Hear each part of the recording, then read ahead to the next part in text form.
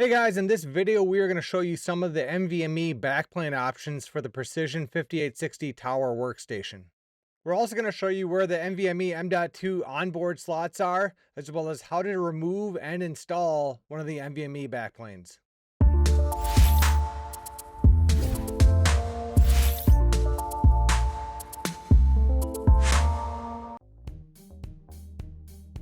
These are the NVMe backplanes and controllers that we will be featuring in this video. As always, we will post a link to the Precision 5860 Tower Workstation upgrade guide in the description of this video to provide the parts and the links to order the parts. We did test an NVMe U.2 solid state drive in a Precision 5860 workstation, and it did not allow our system to boot. Please drop a comment with more info if you have success installing an NVMe U.2 solid state drive in your system. Here's a close-up look at the front NVMe bays and the NVMe backplane options. The first backplane that we're going to look at has one NVMe M.2 slot and one standard SATA hard drive connection.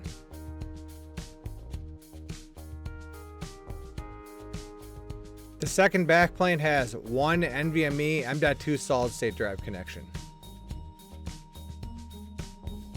And the third backplane has two NVMe M.2 solid state drive connections, and this is the backplane that we are going to uninstall and then reinstall in this video.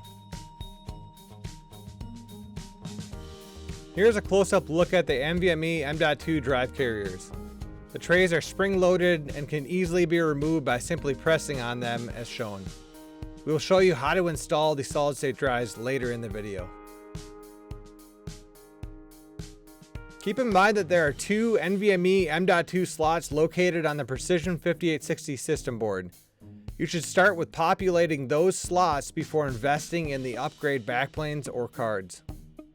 You can also easily add one of the quad or dual port PCI Express NVMe adapters. Now we are going to remove the existing dual NVMe backplane assembly. We have to start by removing the NVMe carriers. This requires us to use a flattened out paper clip.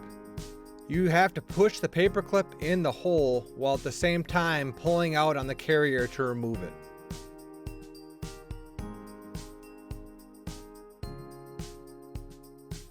Now we are going to remove the processor using a T30 bit. Removing the processor gives us easier access to the NVMe connections on the system board. It will also give you a better view of the removal process and install process. The removal and install process is possible without removing the processor. If you do remove the processor, do not touch the processor slot pins on the motherboard during the install process. Next, we will disconnect the NVMe 0 and NVMe 1 cable that are connected to the system board. This also includes releasing the cables from the plastic holders that are attached to the chassis. Then we can hang the cables above the top of the chassis so they don't fall on the processor pins. Now we are ready to remove the power, thermal, and fan connections from the system board. There are also 4 thumb screws that you will have to loosen to remove the backplane assembly from the system. Finally, when removing the backplane, be careful to not let any of the cables fall into the processor pins. Here's a close-up look at the connections on the backplane board. There are 2 thermal connections, a fan connection, a power connection, and 2 NVMe connections.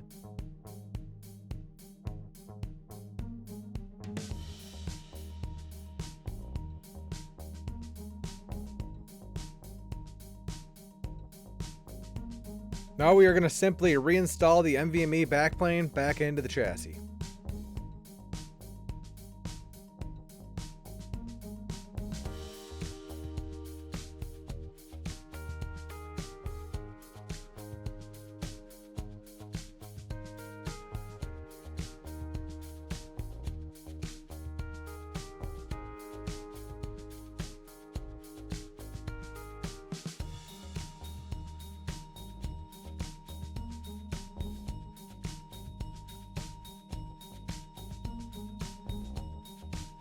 This system came to us with a 256 gig NVMe boot drive and the second NVMe carrier was empty. So we are going to install a Samsung 2TB NVMe drive in the second carrier for some extra storage.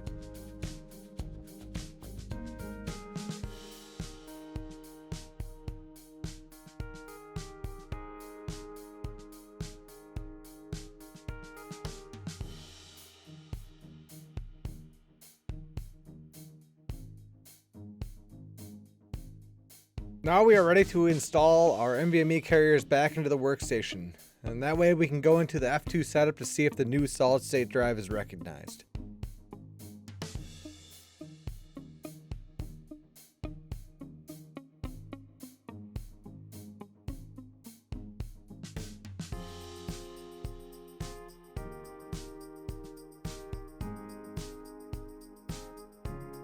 The install was a success. We can see our existing SSD and our new 2TB SSD.